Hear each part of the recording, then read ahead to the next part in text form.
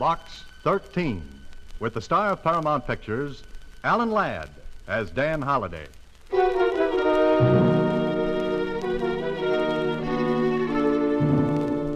Hey, look, boss. Look at this. An ad in the Star Times out-of-town newspaper. Yeah. Box 13, adventure wanted. We'll go any place, do anything. Well, this looks like the right answer, Tony. Yeah. I think I'll write a letter to Box 13. The letter was postmarked from a city in Nevada. It came airmail, special delivery to Box 13 and me. It sounded like a great chance to grab a change of scenery and maybe a little fun. Fun? Brother, how wrong could I be?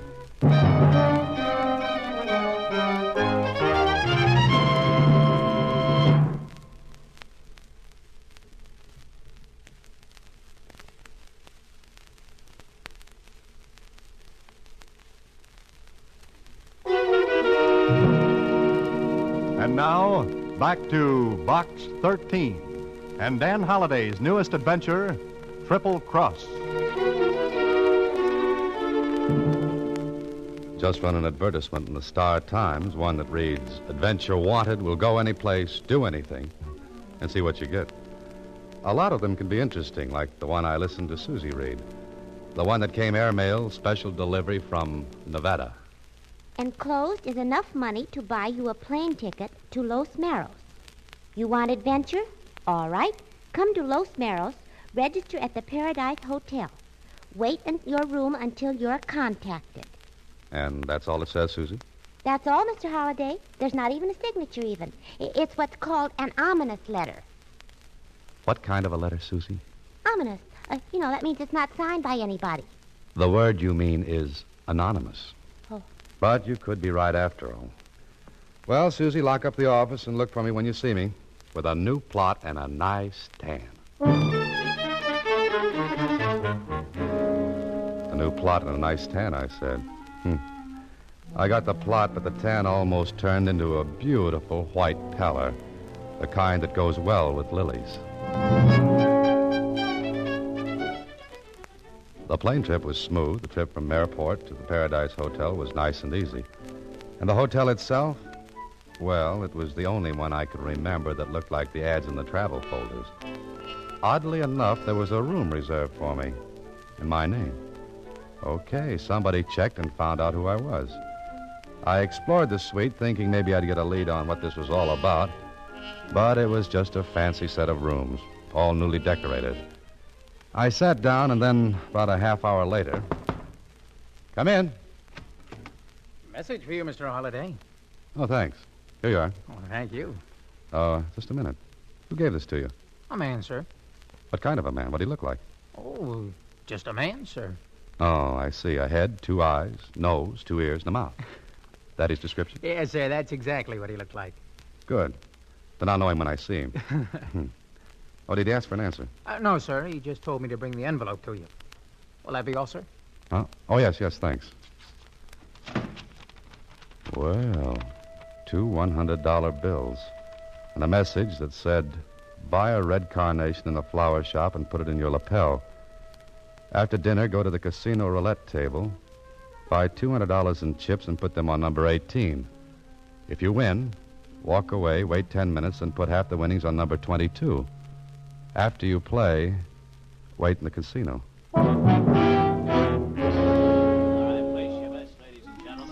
So with the carnation in my lapel, I bought $200 in chips and walked to the roulette table. There weren't many players. It was a little too early for the big crowd. So I waited a minute and watched the play. Took a look at the croupier, but I might as well have been in Timbuktu. He didn't give me a tumble. Okay, the best way to see what was going to happen was to see. I shoved a whole 200 on number 18. One or two of the other players placed bets, and then... No more bets, please. No more bets.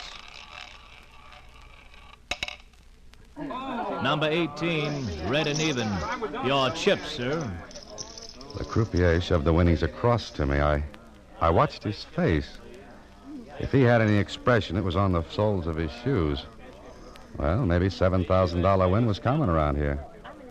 I left the table, sat down, and did a little problem in arithmetic, which figured out to be $126,000. That's what I'd have if number 22 came up. And, brother, it looked from where I sat as though it would. The 10 minutes went by, and I walked back to the table. Waited until the wheel stopped. Number 16, red and even. Place your bets, please, ladies and gentlemen. Slowly, I shoved 3,500 in chips to number 22. This time, the others around the wheel did look. 3,500 at 35 to 1. Then the wheel began to slow up.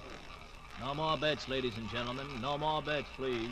That croupier was as cold as the floor of a mausoleum. Somebody dropped a pin, and I heard it hit the floor. The white ball clicked its way until... Number 22, black and even. Your chip, sir.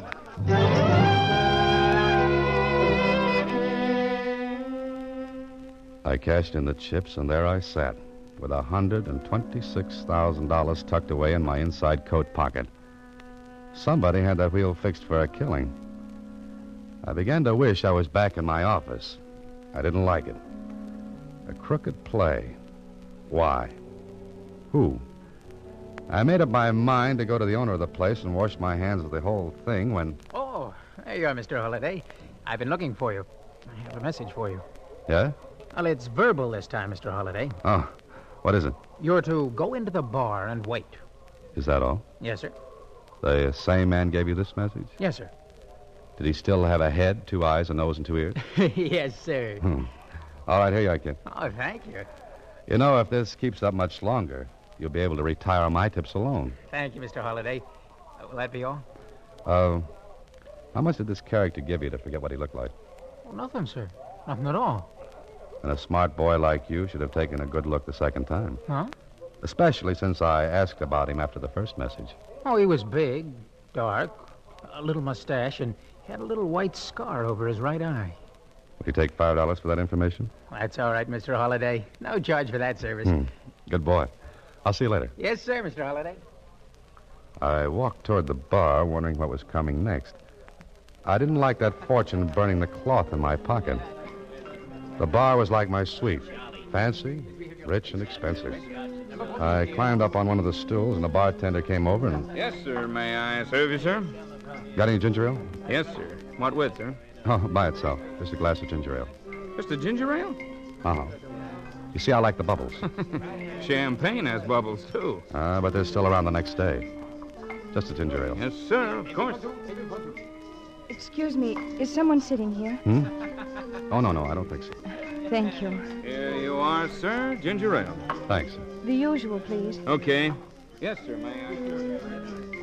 You got a light? Of course. Thank you. Don't mention it. Here you are. Thanks. Why do you drink ginger ale? I like it. Why do you drink martinis? Same reason, I guess. It's a brilliant conversation, isn't it? Well, I've heard better. You're not very friendly, are you? A Boy Scout is always friendly. And does good turns. So I hear. Do you want to be helped across the street? All right, I'll shut up. I took a good look at her. There was something scared-looking about her. She was nervous. Well, so was I, because the minutes were passing and I still had that money. And I wanted to get rid of it. But I wondered about the girl, whether she had any part in this. I watched her out of the corner of my eye. She picked up her bag, reached for a lipstick, and then... Oh, clumsy. So it's true what they say about women's handbags. You get the stuff on the bar, I'll pick up the kitchen sink off the floor. I'm so sorry. Did the powder spill on you? No, it's all right. Yeah. Here you are. The mirror didn't break, did it? Nope, you're still good for 7 years more. Thanks. Thanks ever so much. I told you I was a good Boy Scout. You have a nice smile. Want a toothpaste commercial to go with it? Now, don't be nasty. I'm sorry. I guess I'm just as nervous as you are. Let's talk about something else. She chattered away, and It really is I a listened with lovely half an place, ear. isn't it? Once in a while, threw in a yes or a no, So and the clouds began to gather. The mirror at the back of the bar went back and forth. The people got bigger, then shrank to midgets. Somebody drove a plane through my head. It buzzed around and made a bad landing on my brain, then...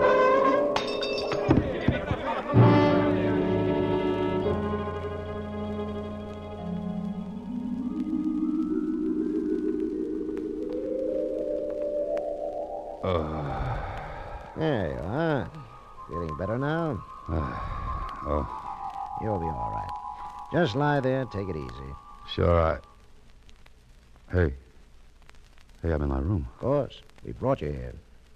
We? I'm the hotel physician, Mr. Holliday. Oh, what happened? And just a fainting spell, nothing serious. Fainting spell? What are you talking about? Fainting spells. Your wife told me you get them. My what told you what? No. Just lie back. Whose wife said what?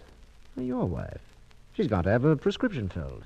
Now, listen, Doc, Hand me my coat, will you? It's better if you lie here. It's better if you hand me my coat. Give it to me. Oh, very well. There you are. What's the matter? Was my wife in this room? Of course, she came up with me. Uh-huh. Doc, what would you do with $126,000? What? 100? That's an odd question. What would you do with it? I don't know. Because I haven't got it anymore.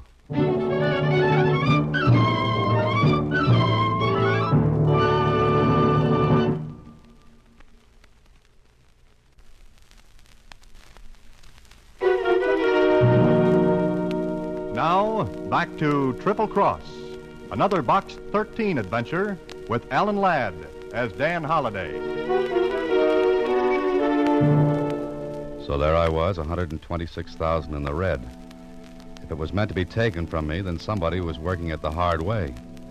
Sure, the girl slipped something in my ginger ale when I picked up the stuff that fell out of her handbag. She took the money.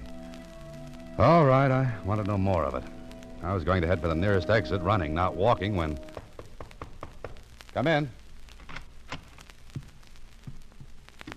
You Holliday? Yeah. Do I know you? Call me Tony. I'm the guy who wrote the Box 13. Oh. All right, goodbye, Tony. Sit down. What's the idea?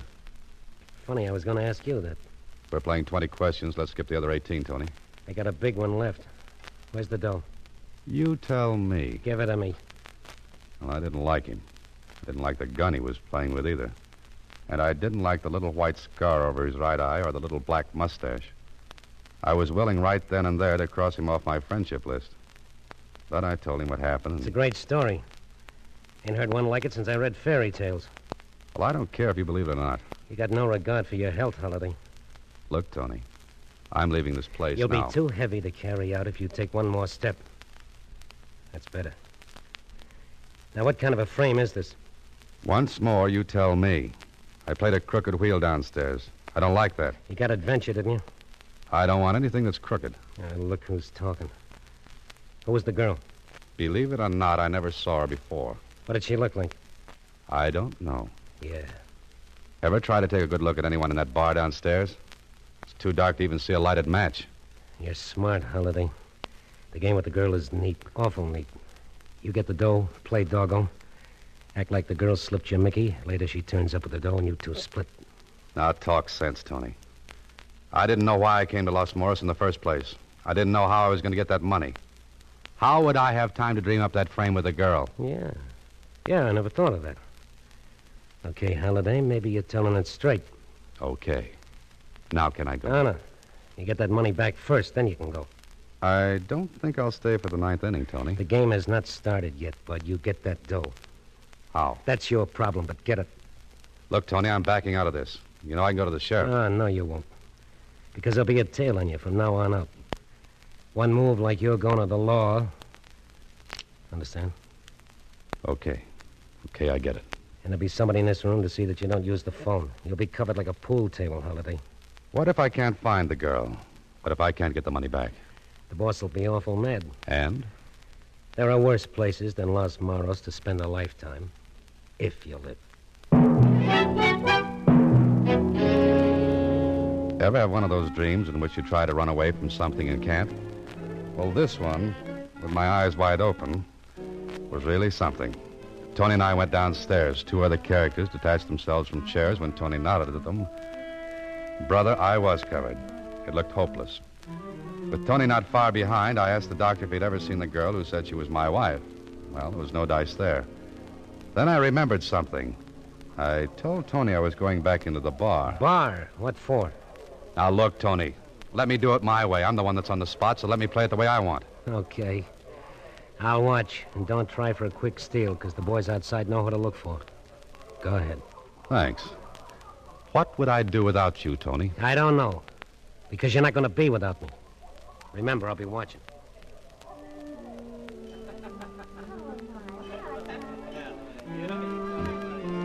Yes, sir. May I serve you? Well, feeling better, sir? Well, much. Where were you when I fainted? At the other end of the bar, sir. Oh, yeah.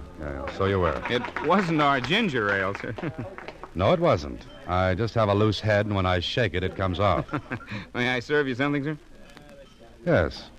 An answer to a question. Well, what's that, sir? Who was the girl who sat down next to me? I don't know, sir. Oh, yes, you do. I beg your pardon, sir. Quit the sir business. You knew that girl. Why do you say that? Because when she sat down, she asked for the usual, and you brought her a martini. And you said okay when she asked you. What does that prove? The martini proves you knew who she was. The okay means she wasn't a guest of the hotel. No bartender as polite as you are would say okay to a lady guest. That makes sense? Why do you want to know who she is? Does that make any difference? Yeah, because I wouldn't want to see her in trouble. I'll try to keep her out of it. I won't tell you. Ever see a picture of Alexander Hamilton? What are you talking about? Well, here's one. And funny enough, it's on a $10 bill. In fact, his picture's on all 5 of these bills. Yeah. Her name's Kathy Lee. I think she has a place at the Las Palmas courts. Thanks. Put these pictures in frames, will you?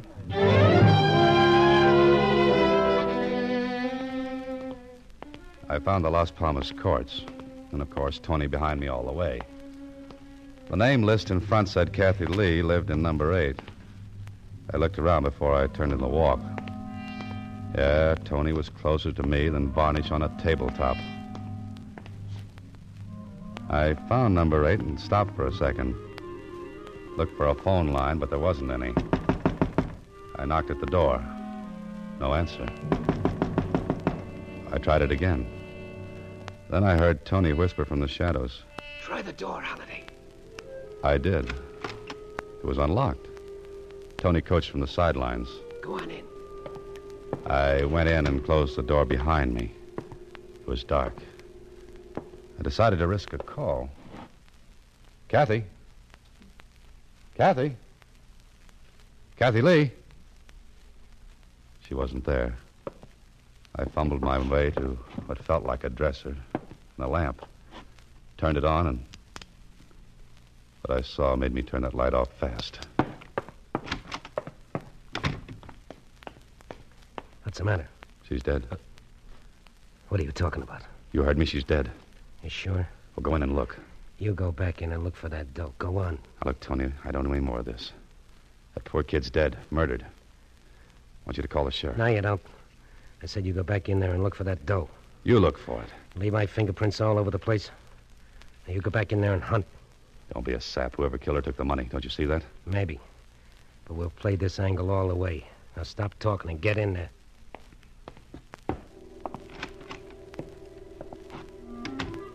I hated to turn on that light, but I had to. I didn't look at her. I looked through the room. Then I found something. A plane ticket to San Francisco, leaving that night, and a boat ticket for South America. They were in an envelope, but the information on the envelope said there would be 2 reservations. I put it back where I found it because I didn't want Tony to find it on me. And there was something else. A locket with a man's picture in it. I took it off its chain and shoved it in my pocket, and I left. Well, Holiday? It's not there. I told you it wouldn't be. Stand still. Back toward me. A frisk, Tony? You don't trust me, do you? Shut up. No, I told you. Who killed her? Find that out, and you'll know where the money went. Come on. What's so funny? Holiday, right now I wouldn't want to be in your shoes. Tony was right. People at the casino saw me win that money, and somebody must have seen the girl with me. Then I got the Mickey. The money was taken, the girl killed. Who did it? Me, Dan Holliday. Because the girl clipped me for the money. Well, this was a beautiful frame. Any art gallery in the country would be proud to hang it. But I knew something Tony didn't. The plane and boat tickets. 2 seats. One for Kathy and her murderer. Somebody who left her tickets in her bungalow to make it look as though she was in on the $100,000 job by herself. Sure. Now her killer was taking a plane. In 1 hour. Then a boat to South America. I could have told Tony, but I wanted to wrap it up myself. Besides, I wanted to get the whole thing to the law. On the way back to the hotel, I figured something out for myself. But I'd have to see the boss of the casino, and I thought I knew how to do that without Tony tagging along. The casino was full. I stopped. Tony stopped. What's the idea? What now? I've got to think. Up to your room. No. You want to get hurt? Sure, go ahead. Shoot me. Now. In front of all these people. You know, Tony, you wouldn't get 10 feet. Smart, ain't you? Okay, what's now? I'm going to play blackjack. What? Want to watch? I sat at the blackjack table. I had as much interest in the game as Aunt Mamie back in Iowa, who never saw a deck of cards in her life. But I had an idea, and I played it for all it was worth. Look, dealer, Yes? I didn't like that last deal. I beg your pardon, sir. I said I didn't like that last deal. Well, return your money, sir. Never mind the money. Who runs this place? is that guy trying to going on over there, was it? It worked. In 3 seconds, I was surrounded by muscle boys, and Tony was hotter than a New York sidewalk in August. But he couldn't touch me. A minute later, I sat across the table from the owner of the casino. I told him what happened, and when I finished, he stared at me and said, You're trying to tell me somebody let you win that money on my wheel? I am? You're crazy. The wheel's straight. But you know I won that money. Sure I do. Any time 100 grand slides across, I know it. But this time it was fixed. The croupier was tipped I was to win. Wait a minute. Marty, send Frankie up here right away. Huh? Oh. Okay, forget it. What's the matter? Frankie, the croupier, went off duty just after you won. He's not back yet. And he won't come back. Now, somebody planned to take the house this evening for that money. Somebody who couldn't risk getting it himself. So I'm the logical one. No one knows me here. I'd look like just another player. Later, Mr. Fix-It plans to pick up the money and beat it. Who? Someone besides yourself who could get to the croupier and bribe him to fix the wheel. Got any ideas? Yeah. One. My partner. Well, that's it, then. It's got to be. But the girl, she doped you. That was a hard way to get the money from you. Listen, I've got an idea, but I'm a little cramped for room. Some of your partner's boys, particularly a guy named Tony, are glued to me. Get some of your boys to shake them off, and I'll bring that money back to you. How do you know where it is? I know. Okay, Holiday. But remember, fast play, and I'll find you if it takes the rest of my life. It's a deal. Now, how about the boys? They won't follow you. Marty, that guy will leave my office. Some mugs are tailing him. Stop him. Got it? Good. All right, Holiday. You're on first base. Go ahead.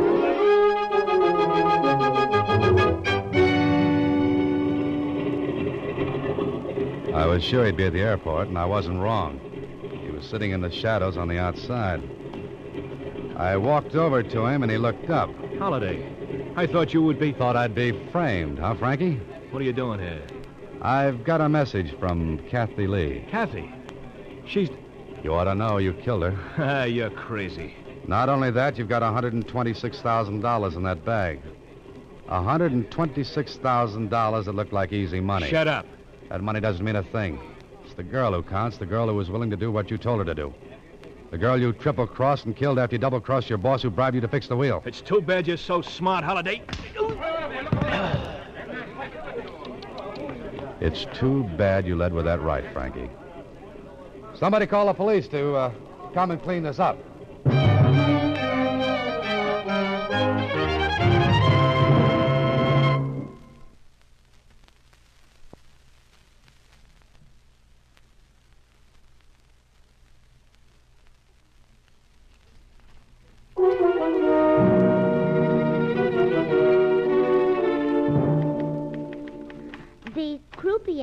was...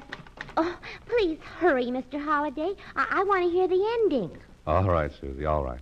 What do you want to know? Well, how did you guess that Kathy Lee was the croupier's girl? Well, her locket had his picture in it. Oh, they should have given you the money as a reward. No, thanks, Susie. They can have it. But there's one thing I don't understand, Mr. Holliday. And that's? You didn't get a tan at all. You're just as pale as when you left. Oh, $126,000. A murder and a tan, too, she wants. Good night, Susie. Next week, same time, Alan Ladd stars as Dan Holliday in Box 13.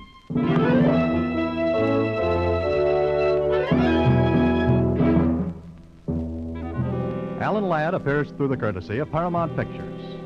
Watch for him in his new picture, Saigon. Box 13 is directed by Richard Sandville, with original story by Russell Hughes, and original music composed and conducted by Rudy Schrager. The part of Susie is played by Sylvia Picker. Production supervision is by Vern Karstensen. This is a Mayfair production.